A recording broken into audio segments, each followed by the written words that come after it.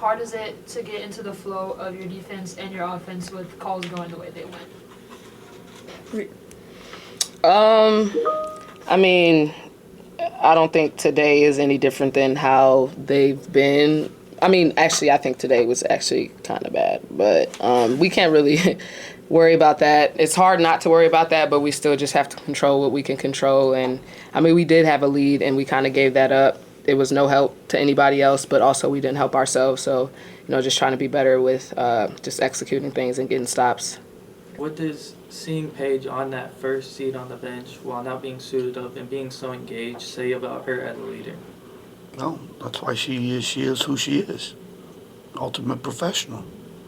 She cares, a lot of people follow and, they cheer for their favorite player, right? Whether it be Arike or AZ or Paige or Jess, right? And they only care about their favorite player, right?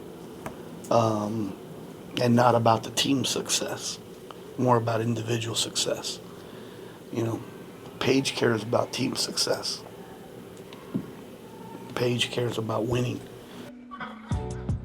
The Dallas Wings have their win streak broken as they go 1-1 on their home and home back-to-back right before they head off to Portland for one more road game, and then it's the All-Star break.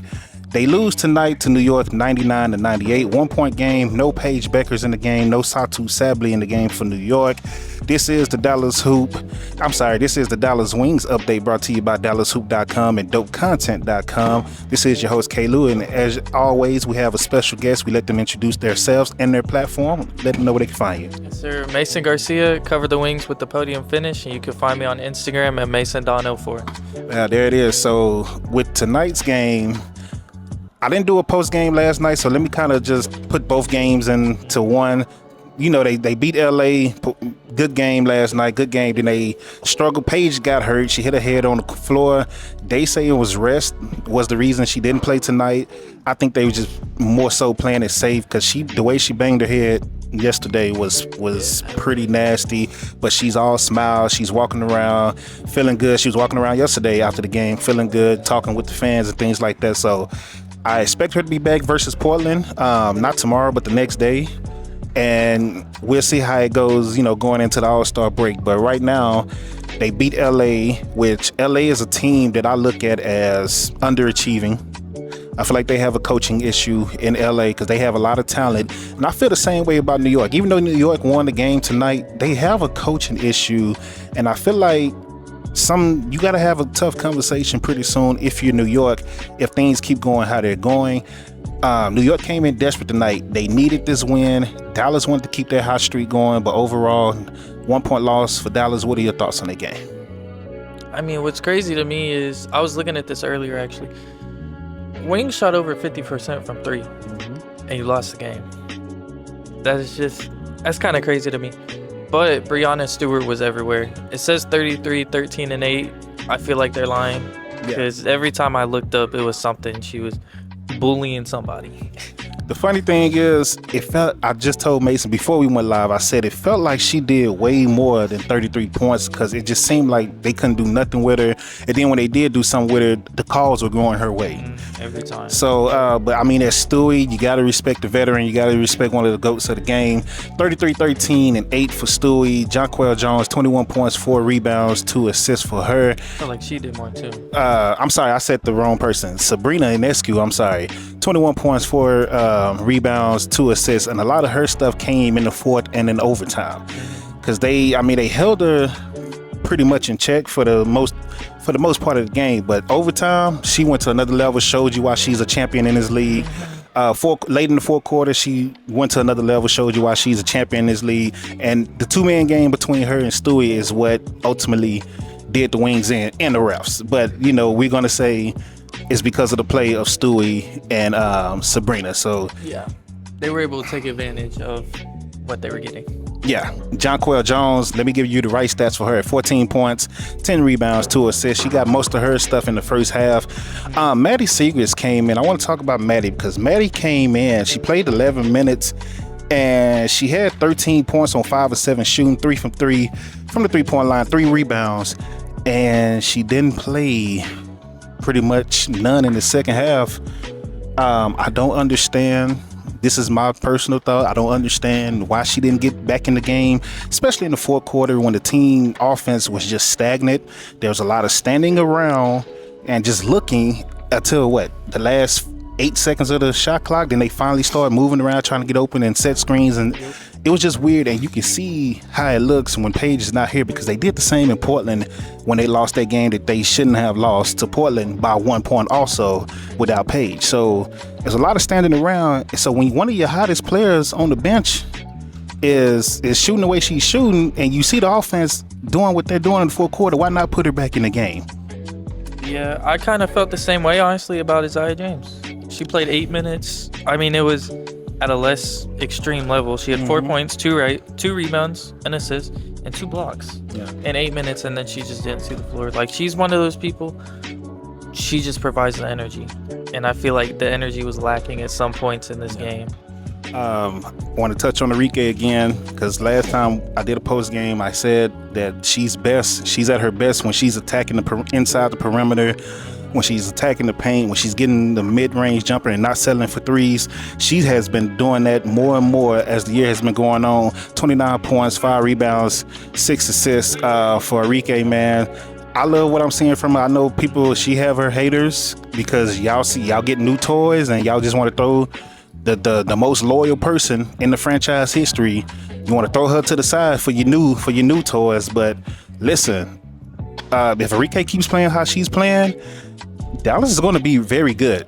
They're going to be very tough to beat once playoff season come around as well. And I hope she continues to do that and not settle for the 3-point shot. Your thoughts? Yeah, I agree. I feel the same way. Honestly, that last shot, yeah, I mean, it was questionable. Tough. It was a tough shot, but then thinking back, like you're playing with 3.7 seconds left. You want the ball in her hands because AZ's covered. I mean, it wasn't a horrible shot then. It could be better, but it could also be way worse. So yeah, it could have been a step back 3. Exactly, and she didn't do that. She drove, which she went to the rim again, you said. Looking for her to do that. I believe that was Stewie on the defensive play too, right? So I mean, that's not an easy shot to make. It's going head up with Stewie as a guard, that is not easy to do. Trying to go against the grain, right hand. And my thoughts on, let's get to Jessica Shepard before I give you my thoughts on New York, because my thoughts on New York is going to kind of tie into LA as well. Jessica Shepard, 13 points, 16 rebounds, double-double, but it seemed like this was a very quiet double-double. Like, she wasn't as involved as we're used to seeing when it comes to her on offense. I believe she only shot the ball 7 times the whole game. Let me double-check real quick. Again, folks, we watch majority of these games through a lens. Yes, 13 points, 4 of 7 shooting, 16 rebounds, 6 assists. She only shot the ball 7 times. It seemed like the ball wasn't really getting to it. Was that a New York thing that you were saying, or was that just her, I don't know, being passive, I guess? I mean, she has those games sometimes where she is passive, but this is not one of those games where you want that when you have Paige out. You want your other all-star to take over, but it seemed like New York did have a good game plan. And I mean, it felt like they eased off of it a little bit in the second half, but at that point she was already not out of the game, but her rhythm wasn't there, and there was other players that were hot, like Arike. Yeah.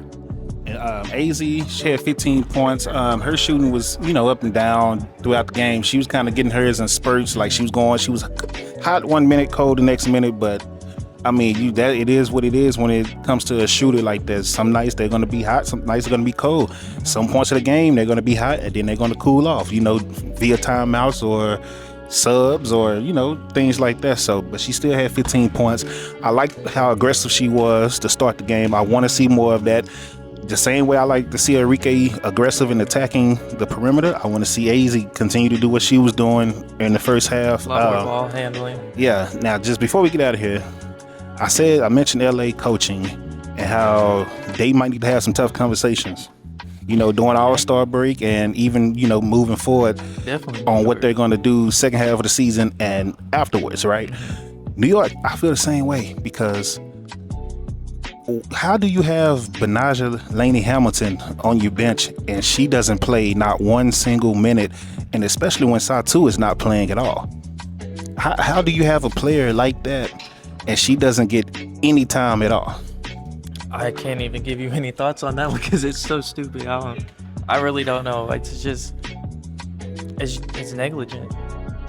I mean, I don't really know what else to say. New York fans, if you see this, please let me know because I'm on the outside looking in.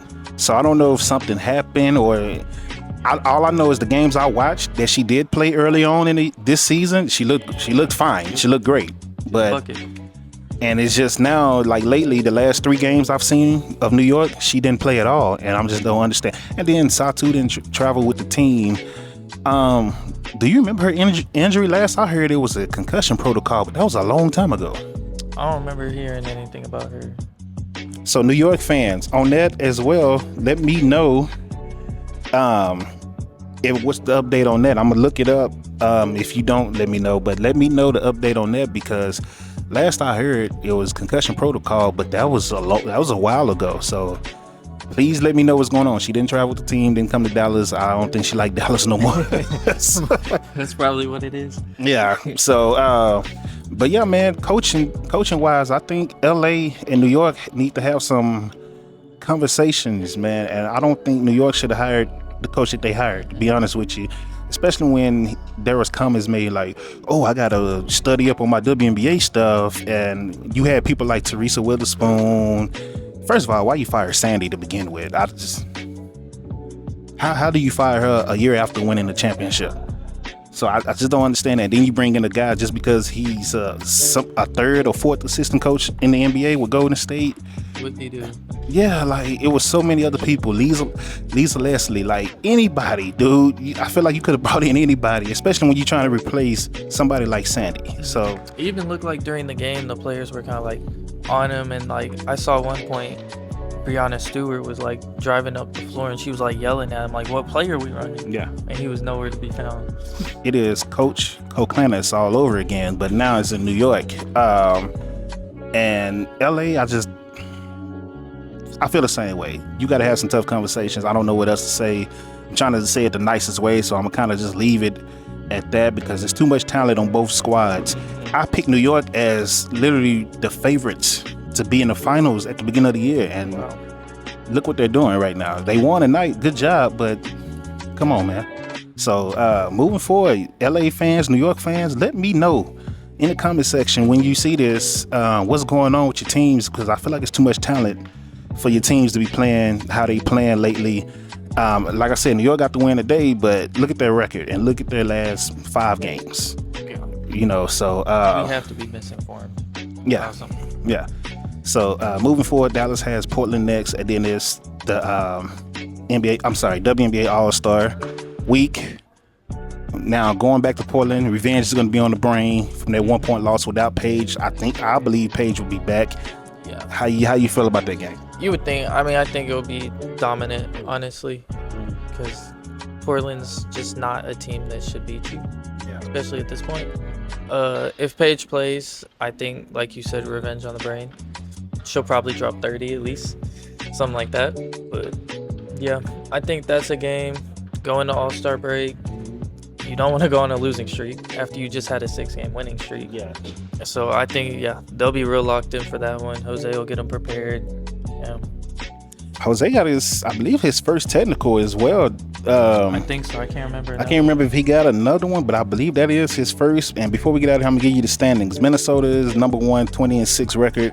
Golden State is number 2 now with a 19-7 record right now. They're on a 9-game winning streak. Vegas 3, 18-7. Dallas is still 4. This is why this game was a big game for them, because they could have caught up with Vegas a little more. They're 17-9 now. Atlanta is 16-10.